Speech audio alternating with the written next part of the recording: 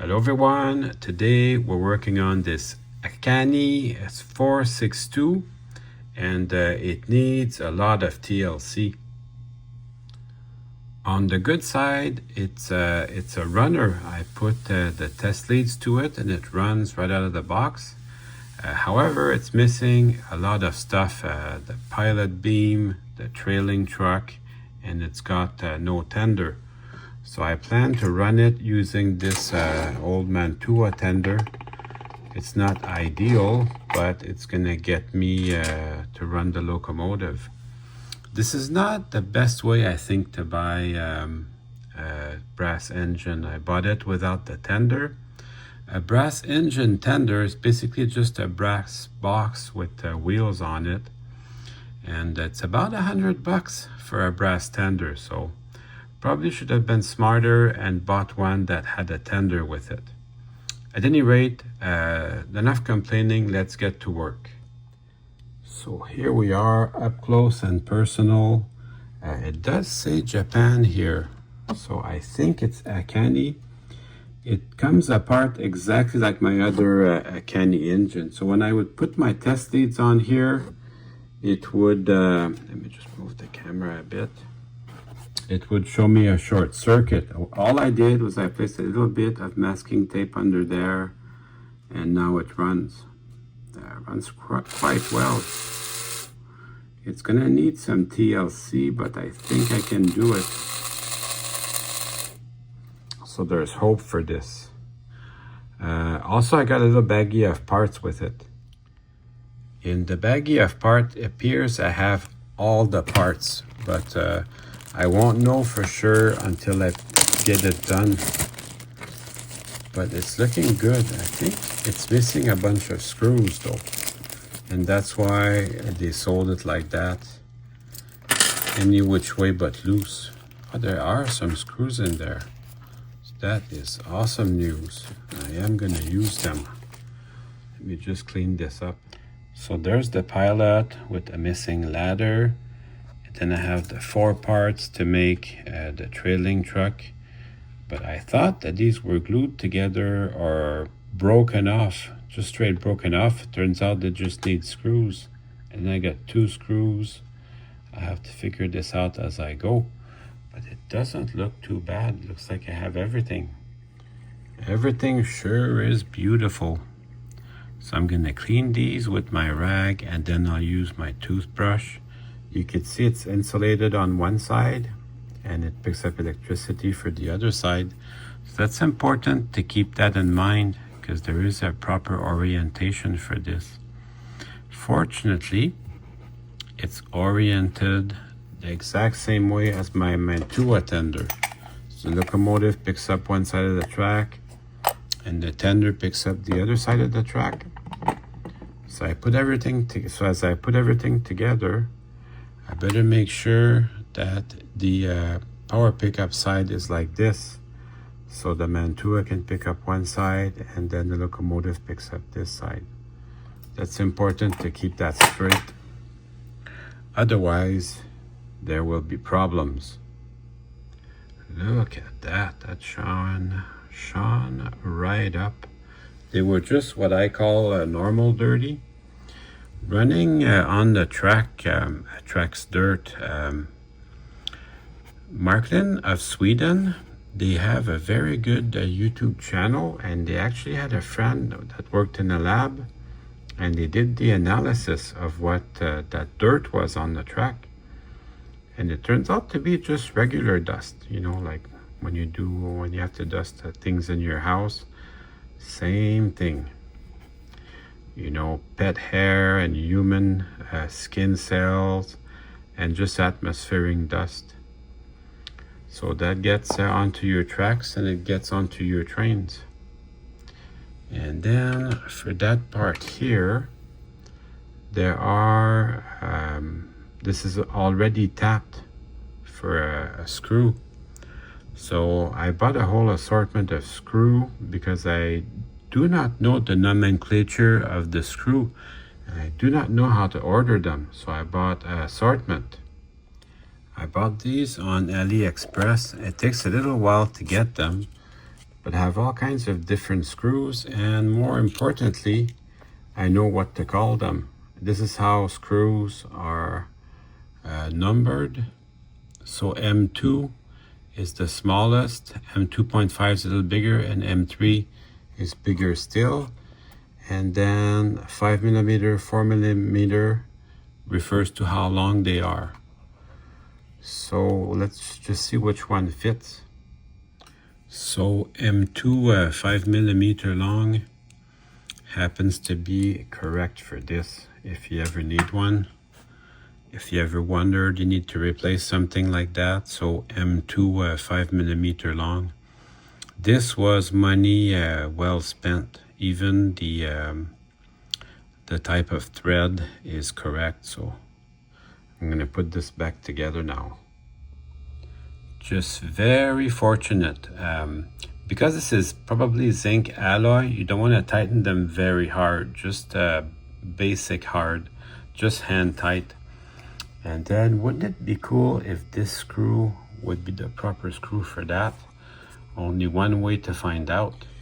I've got to get a proper cradle for this, because some of the parts, I'll show you in a little bit, some of the parts are bent on this. So the person who had this probably is looking very plausible for this to fit. The person that had this probably wasn't as attentive as it would make sense. You know, and I'm not sure what a new brass engine costs. This one's about 50 years old, and like I said, it's probably a mid-tier. But I think a new one's almost $1,000. If you're gonna spend that much money on a train, you will take good care of it, I hope. You can see this, this is a cooler for, I think, the air hoses for the brake system, but you can see it's bent in a little bit. So we'll be working on that later on. There's a lot of little things that are bent like that. Not to mention the ladder that got ripped off. So I think I'm going to remove the pilot beam here from the front. And I'm going to spend a little bit of time just cleaning it. Just make it look nice. Now this one, it's insulated like this. It's got insulators on both sides. So it does not pick up any power. It's just there for show. But what a show. I certainly enjoy all the extra detail on there.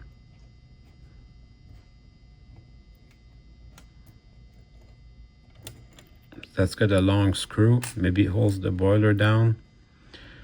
We're gonna find out, because I am gonna remove the boiler. It won't be too long. There's a little spring on that pilot truck. I don't know if you can see, but it's very tired. I'm gonna try and stretch it out a bit, but it's very tired. You know, when you have a big job to do, like it's income tax season, and I'll be honest with you guys, actually there's a couple of ladies watching. I'll be honest with you folks, you know, when you have a big job to do and you're procrastinating, the best thing to do is just start with small steps. See, now with this locomotive, clean every part one at a time, and then one of these days it's gonna take shape.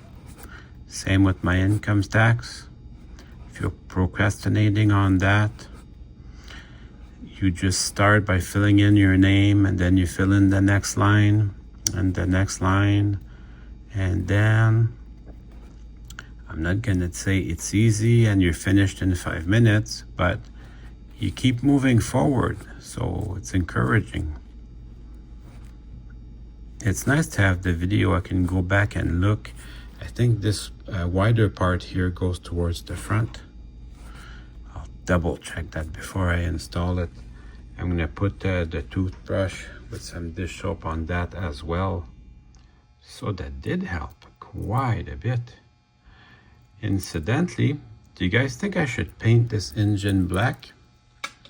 There's a very strong possibility that I keep it just golden like this.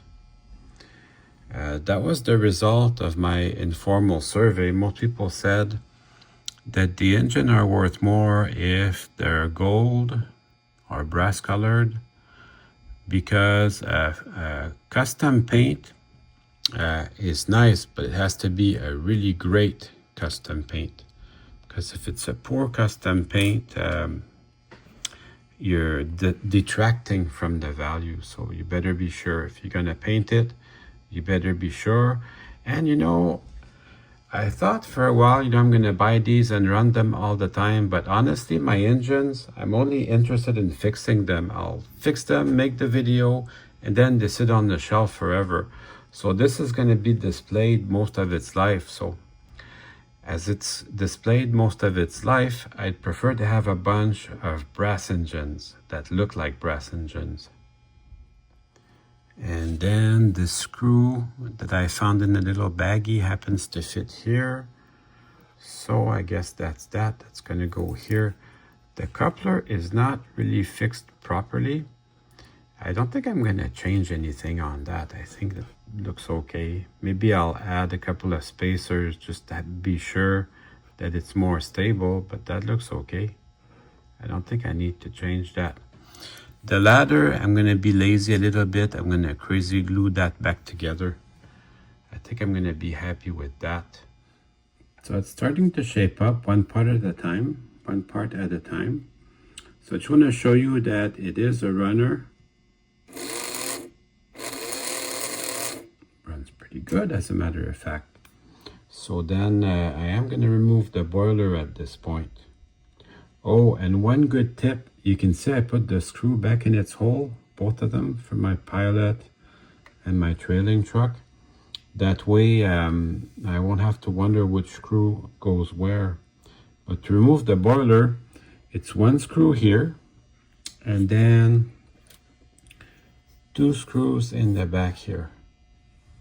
Let me focus that for you.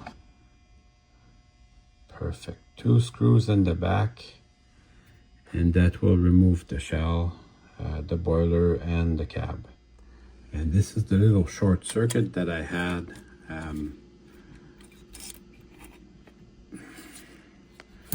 This wire here, this wire was touching the side of the cab here. This side of the cab, so that was creating a short circuit. So actually, when I did get it out of the box, it wasn't working, but that's what I had to do. And then there's a screw in the smoke box. I think it allows me to remove this big weight here. I'm gonna do that. Or maybe not. This little wire is used for the headlight at the front. And amazingly enough, it still works. So I think I'm not gonna change anything about that. But this gives me anyway access to have a good look at everything. Because the light still works, I'm not gonna disconnect anything. I am gonna remove the motor from the frame. It's just one little screw here. So that should be pretty easy. I decided to desolder the motor just to give me more room to work. And let's just see how it does. So it's pretty noisy. So I'm gonna use my trusty Label 108 to lubricate it, and then we'll see how it does. I'm also going to put a new silicone hose on this. So just so you know, if you ever weren't wondering what the shaft size was. So 2.4 millimeters.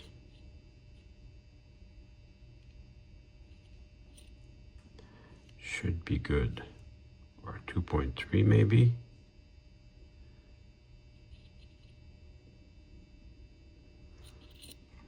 So I'll put some new lubrication on this.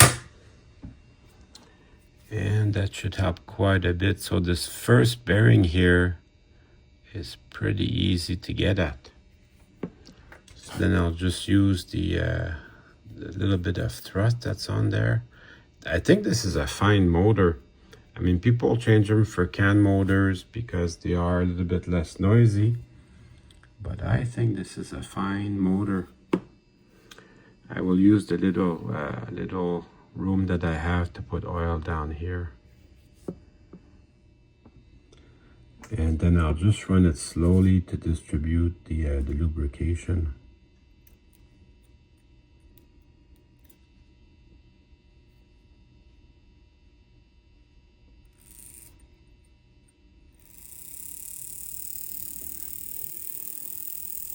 This is the lowest possible setting on my power pack. So this is a fine motor.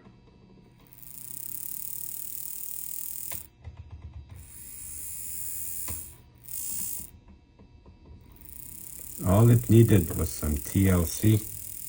Oh, and while I have it in my hands though, I am gonna clean the commutator.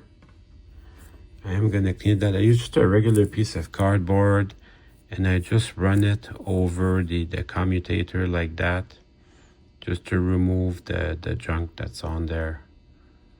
It doesn't look like this engine was run a lot, but since I have everything in my hands, I will clean it up. So I just rotate it like this and I put a little pressure on the piece of cardboard and you can see it picks up all the dirt that's on there. Also, you can see those lines in the commutator. I'll also run a tool through that just to empty the gunk. So that was running fine before, so it should be running fine still. Oh yeah, it's beautiful.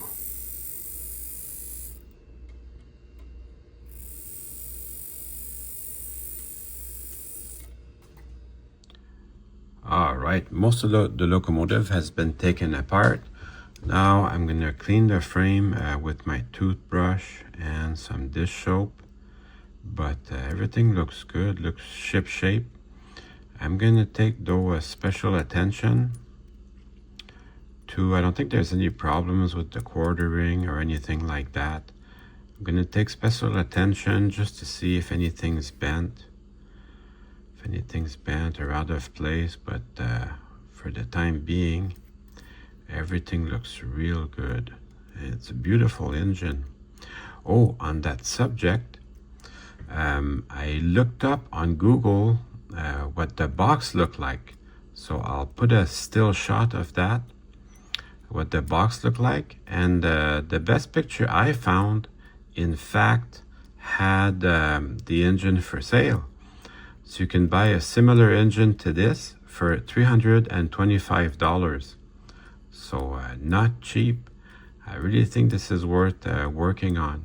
It's a President class, B&O President class, P7 462. So very nice locomotive.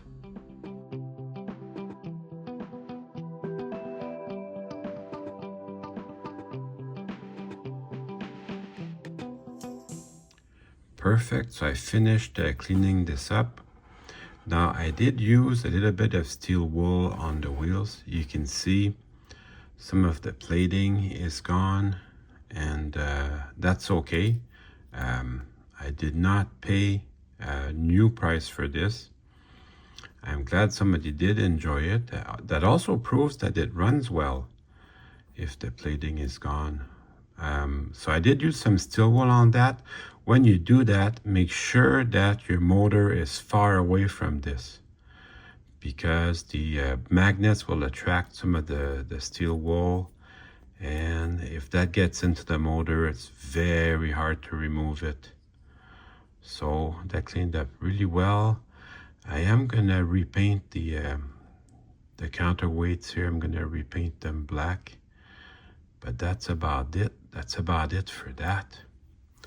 That cleaned up really well, and I'll spend some attention on the boiler here. I'm gonna make sure that all these things are straightened out. You can see this line here, it got bent just a tiny little bit. So I'm gonna straighten this out till I'm happy. Now's the time to do that. It also got bent in towards the inside. Brass gives you that chance. You can bend it a couple of times without too much issues, but you still want to be careful and not abuse it too much. There. Straighten this out as much as I can. This little pin here also got bent. That's not a huge big deal, but I still prefer to have it straight if I can. So this beautiful detail on this boiler. There's also a little space here. There's a little bracket here for the bell. When I found the picture of the Mint 462, I was able to look at that, you know, what's missing, what's good and what's bad. But altogether, this is a very good model, and it's a good model for me to practice on. The result will be great, but it's not a super expensive model, and it's got some little issues, but it's a terrific model for me to practice on. Really good luck with this. So I'll also be washing this with some dish soap and my my toothbrush. I am gonna re-lubricate this though. I'm gonna change also this tube, this silicone tube. I ordered some new one, so I'm gonna change this out. But even though this feels really easy to move and feels like it's still lubricated, I am gonna re-lubricate it as well. So I'll just put a little drop of oil on here. It actually does feel very good. Put a little drop here and a little bit at the end here. And then I'm gonna remove this plate and we can lubricate the axles.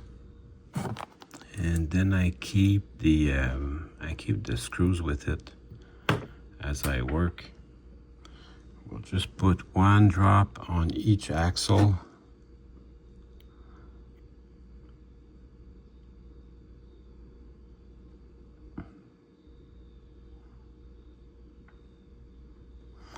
And then I'll put that plate back.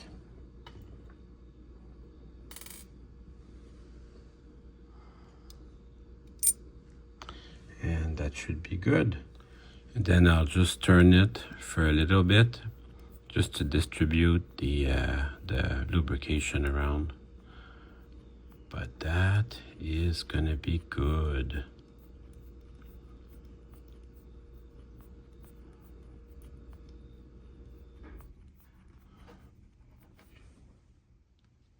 So I got my locomotive all disassembled.